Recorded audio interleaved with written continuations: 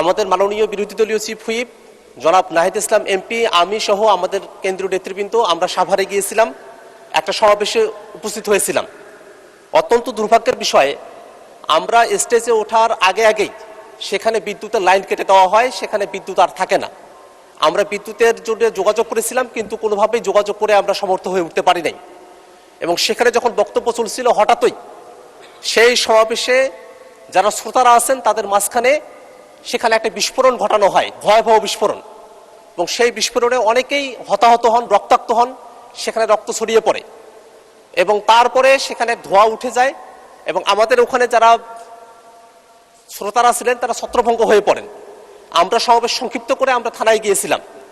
মাননীয় স্পিকার, আমরা যখন বিরোধী দলে আমরা যারা আছি, এই সমাবেশ করার অধিকার সংবিধান আমাদেরকে দিয়েছে, এটা গণতান্ত্রিক অধিকার।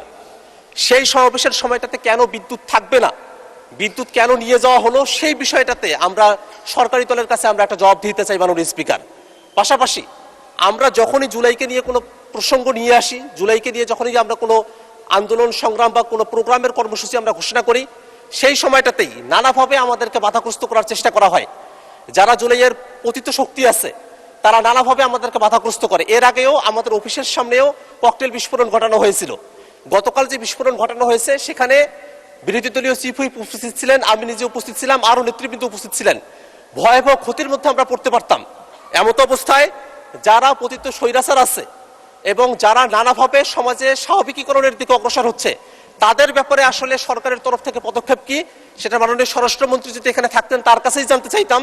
কিন্তু যেহেতু মাননীয় স্বরাষ্ট্রমন্ত্রী এখানে উপস্থিত নেই, এই কারণে আপনার মাধ্যমে সরকারের কাছ থেকে আমরা জানতে চাই যে কেন বিদ্যুতের লাইন বন্ধ থাকলো সেই সময়টাতে, এবং এই যে বিভিন্ন জায়গায় দুষ্কৃতিকারী যারা আছে, এই অপরাধীরা এবং বিস্ফোরণকারীরা যে বিস্ফোরণ ঘটানোর সুযোগ পাচ্ছে, তাদের বিপক্ষে আইনগত কোনো ব্যবস্থা গ্রহণ করা হবে কিনা এবং আমাদের নির্বিঘ্ন সভা সমাবেশ করার অধিকার নিশ্চিত করা হবে কিনা, সেটা আপনার মাধ্যমে এই সংসদের কাছ থেকে আমরা জানতে চাই মাননীয় স্পিকার। আপনাকে ধন্যবাদ।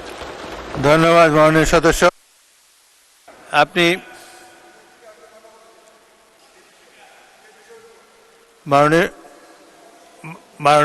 মাননীয় সদস্য আক্তার হোসেন, আপনি এই ব্যাপারে একটা নোটিশ দেবেন।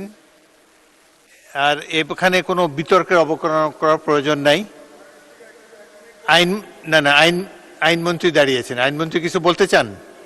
এটা তো স্বরাষ্ট্রমন্ত্রীর বিষয়, উনি দেশে নাই। আইনমন্ত্রী বলতে চান? আচ্ছা বলুন।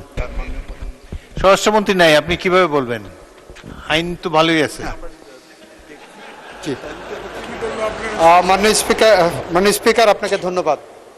স্বরাষ্ট্রমন্ত্রী উপস্থিত নাই, ওনার পক্ষেই আমি কিছু কথা বলতে চাচ্ছি। মাননীয় স্পিকার, আমাদের মাননীয় সংসদ সদস্য আক্তার হোসেন যে বিষয়টার অবতারণা করেছেন, নিশ্চিতভাবেই সেটা অত্যন্ত গুরুত্ব সহকারে আমরা দেখছি। আমরা আশ্বস্ত করতে পারি যে এর সাথে যদি কেউ জড়িত থাকে তার বিরুদ্ধে আইনিভাবে যতটা পদক্ষেপ নেওয়া সম্ভব, স্বচ্ছতার সাথে ততটা কঠোর পদক্ষেপই সরকার নেবেন। আপনাকে ধন্যবাদ মাননীয় স্পিকার। ধন্যবাদ মাননীয় মন্ত্রী আপনার এই আশ্বাস দেওয়ার জন্যে।